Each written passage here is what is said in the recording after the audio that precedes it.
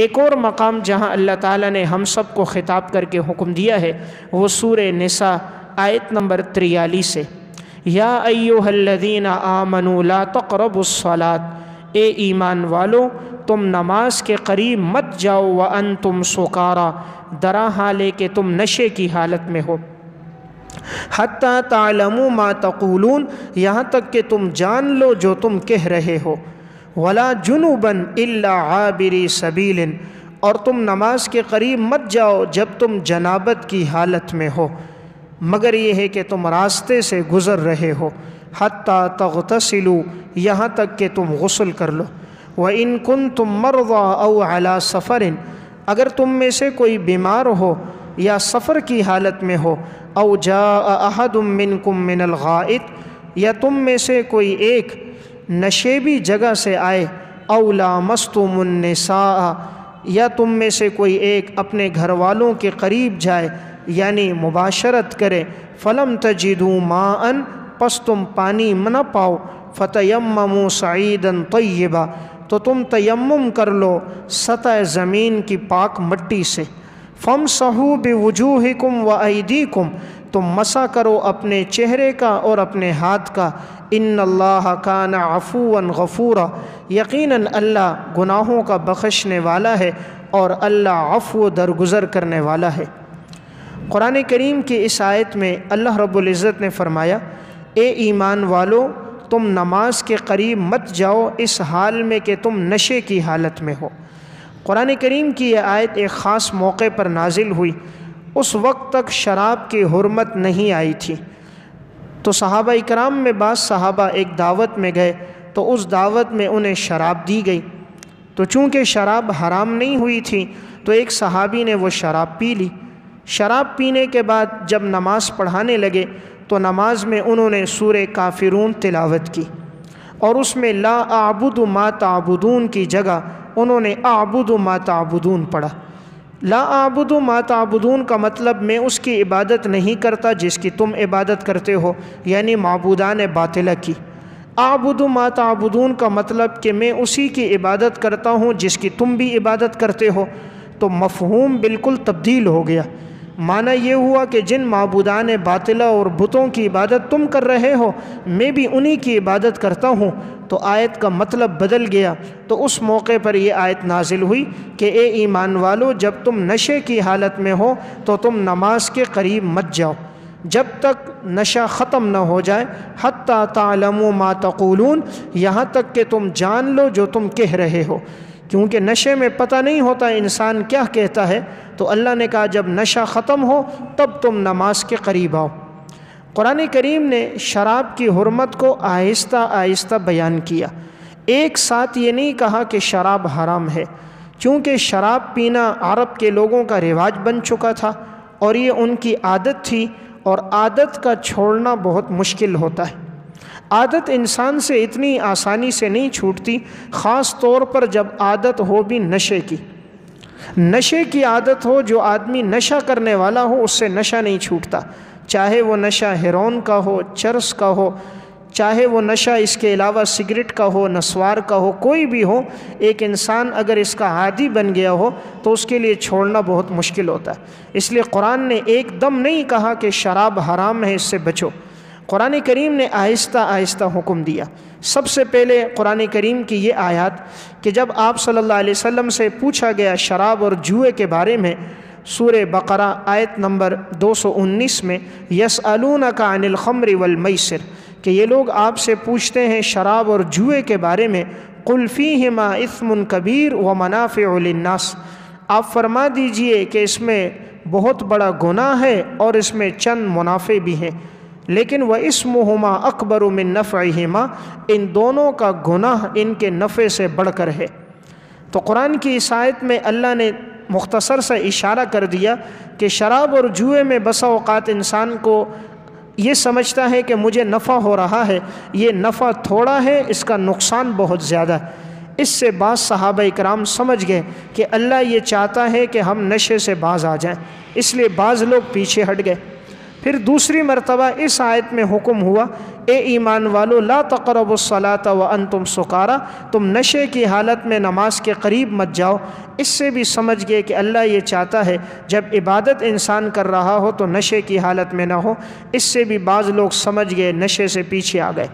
اب قرآن نے صریح الفاظ میں جو نشے کو حرام کیا، شراب کو، وہ اللہ تعالیٰ نے سورہ مائدہ میں واضح حکم دے دیا تمام ایمان والوں کو، یا ایہا الذین آمنوا انما الخمر والمیسر والانصاب والازلام رجس من عمل الشیطان۔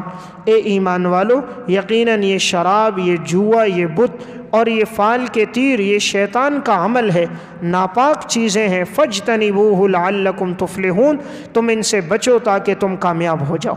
اس آیت میں اللہ نے صریح طور پر حکم دے دیا۔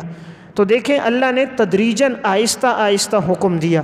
اس میں ہمیں یہ بات معلوم ہوئی، شریعت کا کوئی بھی حکم ہے، انسان کسی کو دعوت دے رہا ہے، ایک دم سختی نہ کرے، آہستہ آہستہ ماحول بنائے، ماحول بنا کر ذہن سازی کر کے پھر دین کا حکم پہنچائے۔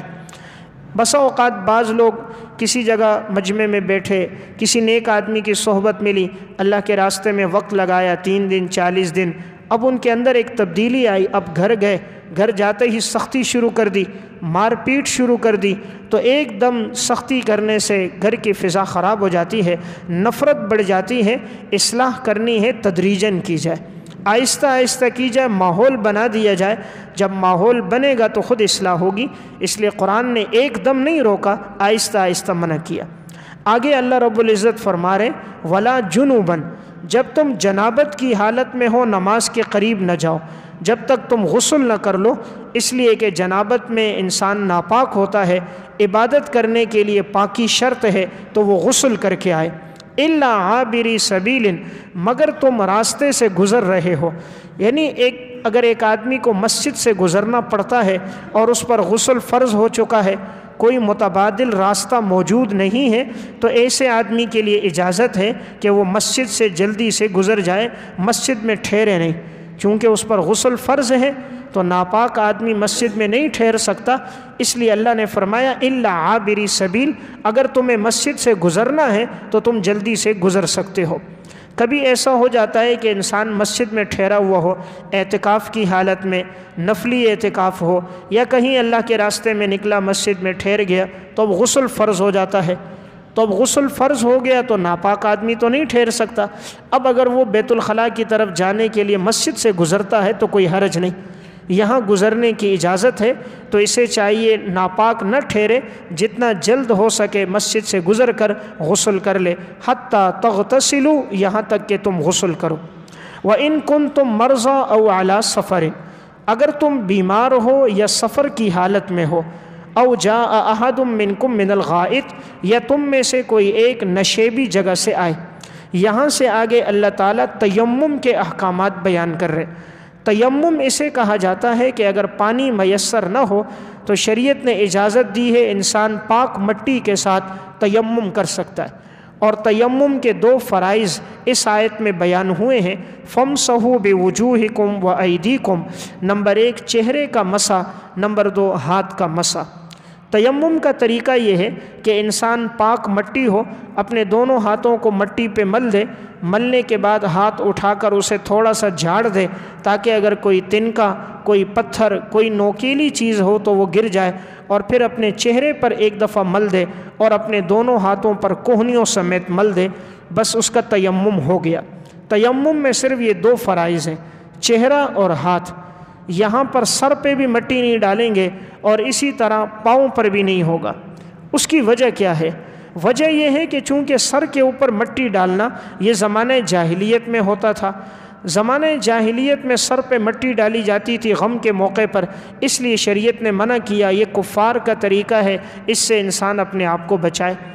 اسی طرح چونکہ پاؤں پہ مٹی پہلے سے لگ چکی ہے، عموماً پانی انسان کو نہیں ملتا جبکہ وہ آدمی جنگلات میں ہو، میدان میں ہو، سفر میں ہو، تو سفر میں مٹی پاؤں پہ کافی لگ چکی ہے، اس لیے پاؤں پہ مٹی ملنے کی ضرورت نہیں، تو شریعت نے کہا صرف 2 چیزیں، چہرہ اور ہاتھ، اس پہ مٹی ملے۔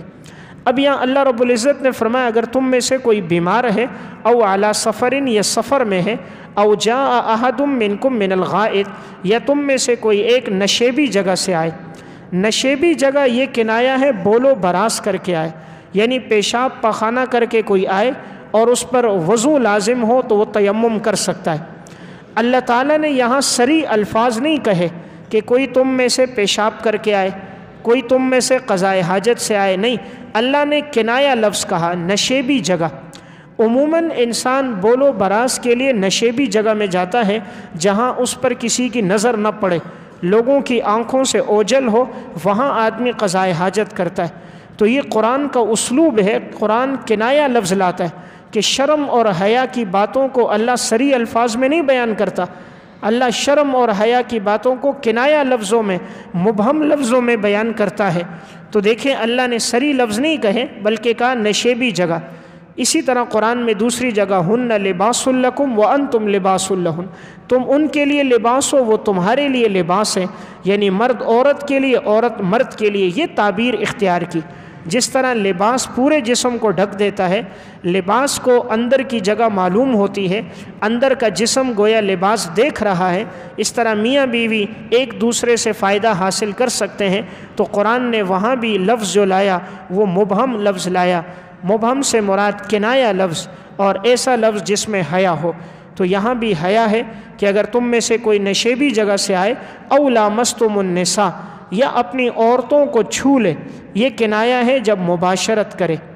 پہلے حدث اصغر کا ذکر تھا وضو کا، اور یہاں حدث اکبر کا ذکر ہے یعنی مباشرت. یہاں بھی قرآن نے صریح لفظ نہیں کہے کہ جب تم میں سے کوئی جماع کرے، مباشرت کرے. قرآن نے کنایا لفظ کہے جب تم میں سے کوئی اپنی گھر والی کو چھو لے.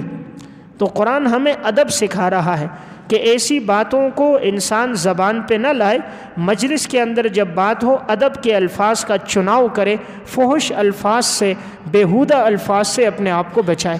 اسی لیے حدیث میں آتا ہے ان اللہ تبارک و تعالی لیبغض الفاحش البذی، اللہ تعالیٰ اس انسان کو ناپسند کرتا ہے جو بیہودہ گفتگو کرتا ہے، نازیبہ گفتگو کرتا ہے، وہ اللہ کو پسند نہیں.